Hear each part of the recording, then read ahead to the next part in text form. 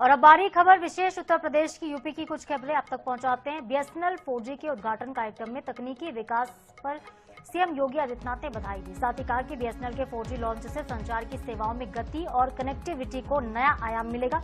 इसके अलावा उन्होंने कहा कि पहले पेंशन के लिए लोगों को दफ्तर के चक्कर काटने पड़ते थे, अब प्रधानमंत्री की पहल से डायरेक्ट बेनिफिट ट्रांसफर से सीधा लाभ मिलता है।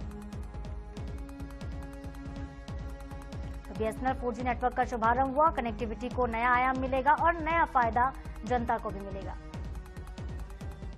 भारत नेट ने उसको आसान बनाया है और मुझे बताते हुए प्रसन्नता है कि ऑप्टिकल फाइबर और नेटवर्किंग का लाभ हमें किस रूप में मिला कि आज हम ग्राम पंचायत के अंदर ग्राम सचिवालय बना करके वहीं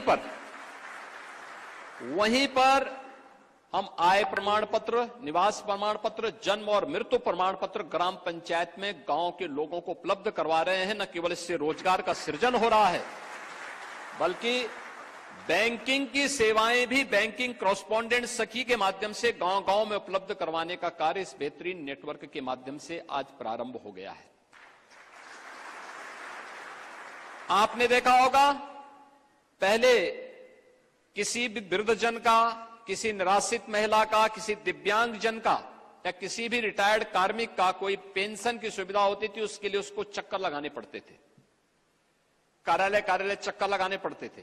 अगर 300 की पेंशन होती थी, 6 महीने में एक बार आती थी, 1800 रुपए कुल हुए तो 1800 में 900 ही उसको मिल पाते थे। 900 रुपए भ्रष्टाचार की भेंट चढ़ते थे।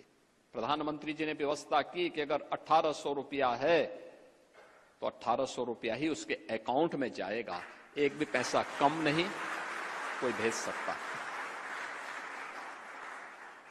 आज हम 1 करोड़ निराश्रित महिलाओं, वृद्धजनों और दिव्यांग जनों को 12,000 रुपए सालाना पेंशन की सुविधा देते हैं और सारा का सारा पैसा हम डीबीटी।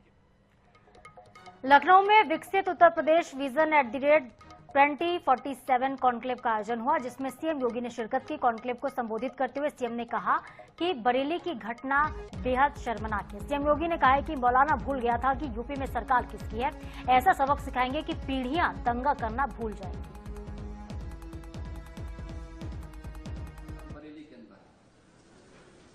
तो मौलाना भूल गया कि शासन किसका है।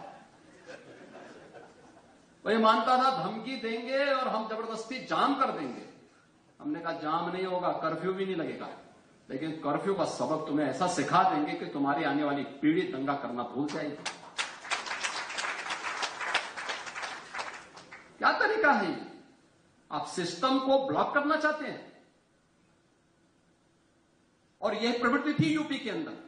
17 के पहले यही होता था और हम इसी बात को कह सकते हैं कि 17 के बाद हमने कर्फ्यू भी नहीं लगने दिया, लेकिन ऐसे बैरियर को चुन चुन करके वे जिस प्रकार की भाषा को समझते थे उस प्रकार की भाषा से उनको समझा करके उसको उसकी सजा दिलाने का काम भी किया है। और उत्तर प्रदेश की ग्रोथ स्टोरी यहीं से शुरू होती है। अगर आजादी के समय, मैं उससे पहले नहीं जाता, लेकिन 1947 में भारत आजाद हुआ, अगर उस समय भारत की इकोनॉमी में भारत का, उत्तर प्रदेश का कंट्रीब्यूशन 14% था।